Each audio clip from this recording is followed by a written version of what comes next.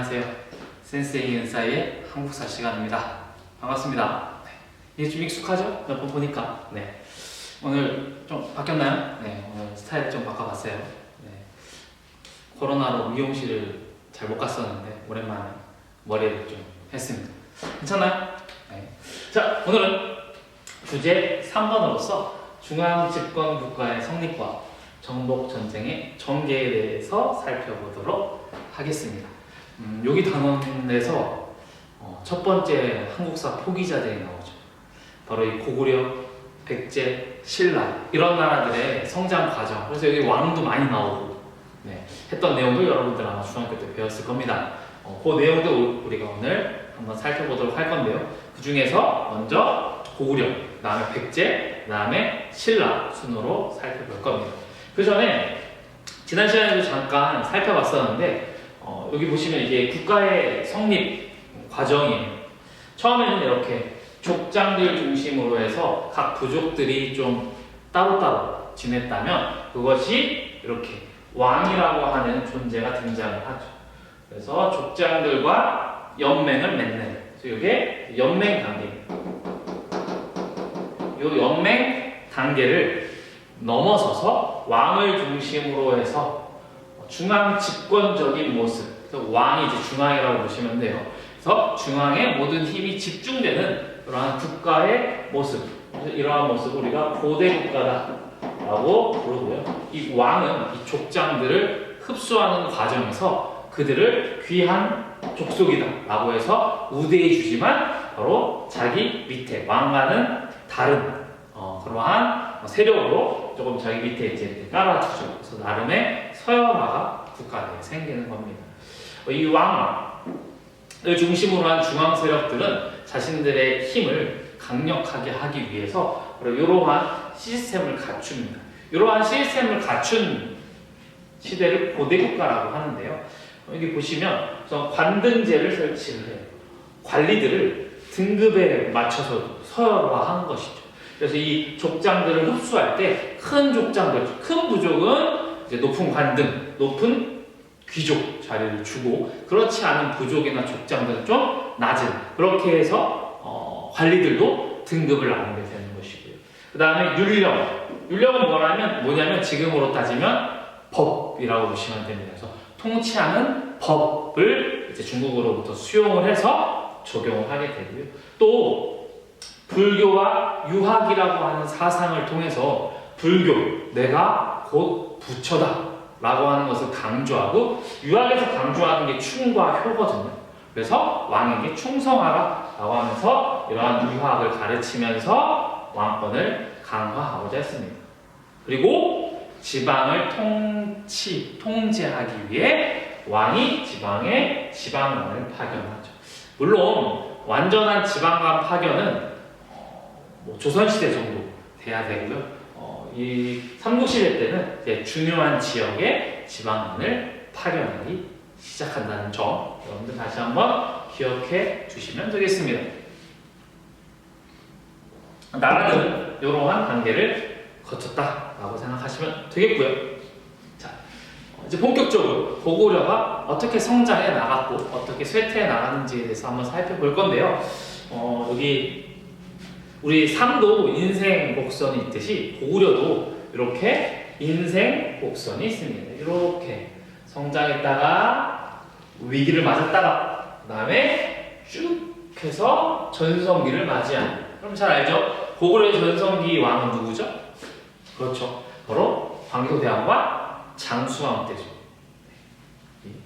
전성기를 맞게 되죠. 하지만 항상 전성기가 있으면 조심해야 돼요. 왜? 전성기 이후에는 하락이 나타날 수밖에 없기 때문이죠. 그래서 이제 고구려가 점점 하락을 하게 될 겁니다. 고구려의 인생 곡선은 이래요.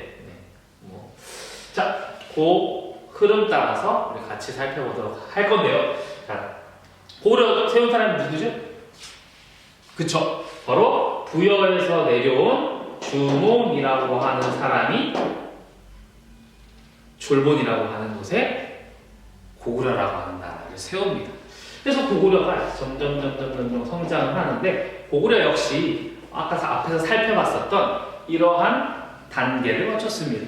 그래서 이런 족장 세력들을 이제 흡수하기 위해서 좀 더 자기 밑에 이제 깔기 시작한 왕 때가 바로 요 고국 천왕 때. 고국 천왕을 보시면 오부를 개편해.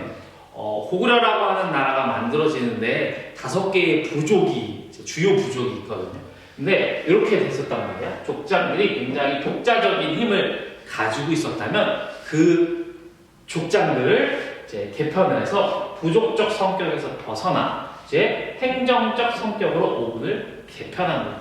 예전에는 그 부족의 특징이 그대로 살아남아 있었다면 이제 왕을 중심으로 너는 북쪽에 있으니까 북부, 너는 동쪽에 있으니까 동부, 너는 남쪽에 있으니까 남부 이런 식으로 왕을 중심으로 이 부족들의 이 오부를 개편합니다. 오케이? 네. 그래서 부족들의 힘을 약화시키고 왕권을 조금씩 강화시킵니다. 요때 이제 부자 상속도 이루어지게 돼요. 자기 왕권을 아들에게 넘기기 시작합니다. 이러한 힘을 바탕으로 해서 미천왕 때, 이름은 미천왕인데 업적은 꼭 그렇진 않아요. 이제 미천왕에 사실은 뒷이야기가 있기는 한데 길게는 얘기 못하지만 이제 왕권 쟁탈전 때문에 어린 나이에 도망을 쳐요. 근데 이제 막 소금 장수도 하고 막 힘들게 살다가 나중에 왕위에 오르는 인물이거든요. 이 미천왕은 어떤 업적이 있냐면 원래 여기 이제 고구려죠. 이 고구려가 여기 있었고 여기 이제 우리가 알다시피 백제, 여기에 신라, 여기에 가야가 있는데 여기 지역에 뭐가 있었냐면 여기에 대동강이에요. 대동강유역에 바로 한 사군 중에 하나였던 낙랑군이라고 하는 게 남아 있었어요. 이것을 몰아낸 왕이 미천왕이라고 합니다. 그래서 여기를 몰아내면서 여기 지역을 바로 고구려가 장악을 하게 됩니다. 그래서 낙랑군을 축출하였다. 그 지역이 대동강유역, 지금의 평양 땅입니다.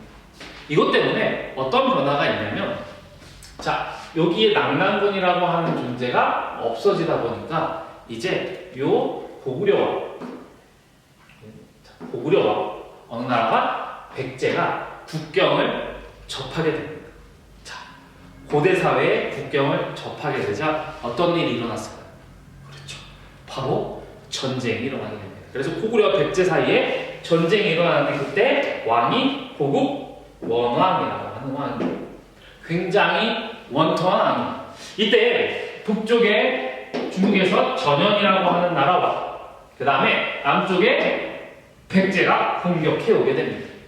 자, 중요한 건 이 백제의 공격이었는데 백제와 고구려 평양에서 맞붙었습니다. 누가 이겼을까요? 바로 요 백제가 승리를 하게 됩니다. 그러면서 고국 원왕이 이 전투에서 죽음을 맞이하게 되죠. 나라의 왕이 죽었어. 위기일까요? 아닌가요? 위기죠. 그래서 지금 바닥을 치고 있는 겁니다. 지금 이러다가 멸망할 것 같아요. 이때 백제의 왕이 누구였냐면 다음 시간에 살펴보겠지만 백제의 전성기를 이끌었던 바로 근초왕이라고 합니다. 자, 고구려 패하게 되죠. 큰 위기입니다. 자, 우리도 살다 보면 위기를 겪어요. 나라도 그렇고 사람들도 그렇죠. 우리가 위기를 어떻게 극복하느냐에 따라서 그 이후의 인생이 바뀝니다. 우리 잘 알고 있는 사람들을, 성공했다는 사람들, 우리가 성공한 모습만 보았기 때문에 그들에게 위기가 없었을 것 같지만 항상 우리가 위인전이나 또는 그들의 이야기를 들어보면 그들에게도 위기가 있었죠. 대표적으로 애플 같은 경우에도 처음에 애플 나왔을 때 사람들이 거들떠도 안 봤죠. 근데 어때요 지금? 세계에서 가장 큰 기업이 애플이죠. 1등 기업이, 그죠? 여러분들도 아이폰 많이 쓰잖아요. 네. 그렇게 성장을 하게 된 것입니다. 그 위기를 잘 극복했기 때문에. 자, 고구려. 그 위기 어떻게 극복했을까요? 바로 이 위기를 극복한 왕이 있습니다. 그 왕이 소수리왕이라고 하는 왕입니다. 소수리왕은 대외적인 확장 정책보다는 우선 내부를 잘 다스리기 위해서요. 아까 앞에서 살펴봤던 것처럼 우선 불교라고 하는 종교를 수용합니다. 그래서 사람들의 정신을 통일하고자 하고요. 그 다음에 태학, 지금의 대학이라고 보시면 되겠어요. 관리들을 교육하는 곳, 최고 교육기관을 두게 되고요. 그 다음에 법, 율령을 주면서 나라를 정비하고자 합니다. 그래서 이 정비 사업이 성공을 거두게 되고 이 성공을 뒷받침 삼아 바로 누가 등장한다? 우리가 잘 알고 있는 요 광개토대왕이 등장할 수 있었던 겁니다. 그러니까 사실 소수희망이 없었다면 광개토대왕이 이렇게 등장하기도 어려웠을 겁니다. 자, 광개토대왕은 영토를 확장한 왕으로 우리가 유명하죠. 그래서 어디로? 광개토대왕이 국내성이라고 하는 곳에서 위로 만주 지역, 위쪽 지역으로 이제 뻗어나가죠. 그리고 어때요? 남쪽 지역까지도 내려옵니다. 어디까지 내려오냐면 백제를 공격해서 한강 이북, 한강 위쪽 지역까지 차지를 하게 되죠. 그리고 이때 신라가 가야와 이제 외 연합군에 의해서 공격을 받고 있을 때 이 신라가 광개토대왕에게 도움을 요청해요. 그 도움에 바로 이 광개토대왕이 신라를 도와주는 사건이 일어나게 되죠. 이러한 광개토대왕의 업적이 어디에 나와 있느냐면 바로 광개토 대왕릉기에 잘 기록되어 있습니다. 물론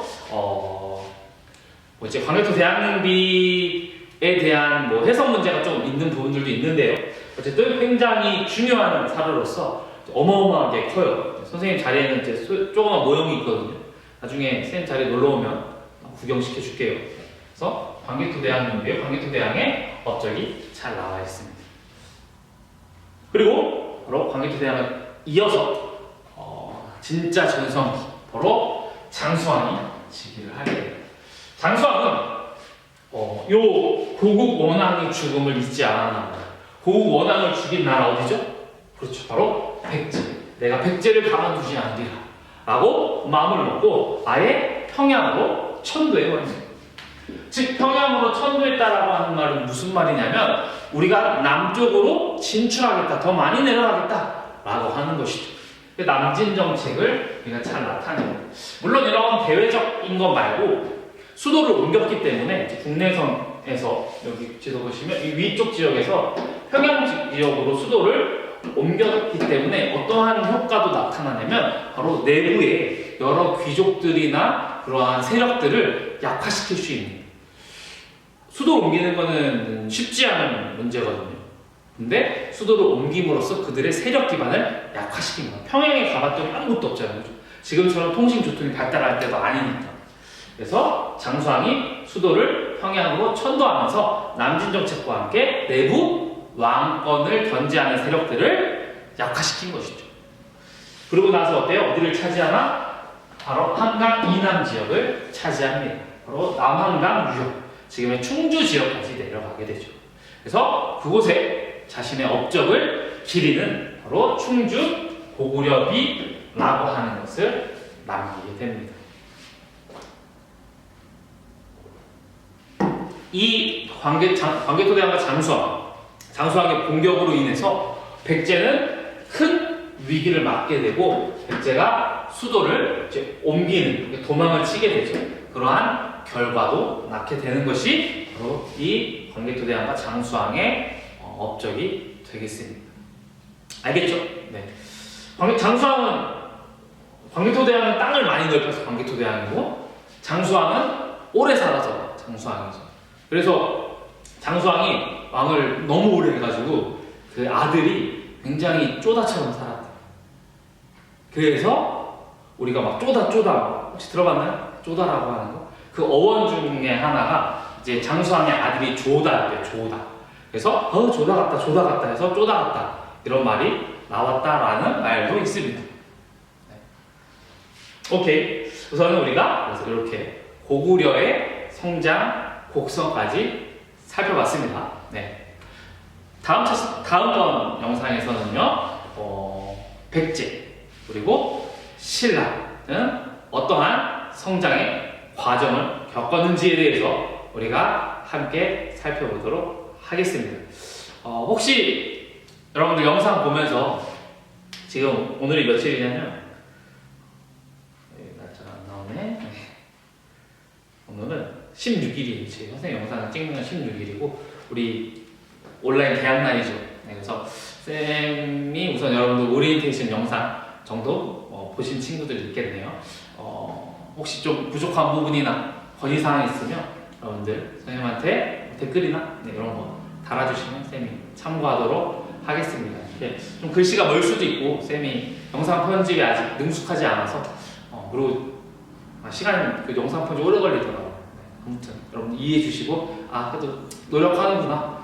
좀 좋게 봐주시면 감사하겠습니다. 알겠죠? 여러분들 또 열심히 하시고 모르시면 또 한번 들으시고 로 선생님이 또 교과서 함께 보면서 설명해 줄 테니까요. 포기하지 마시고 열심히 하시길 응원하겠습니다. 네, 수고하셨습니다.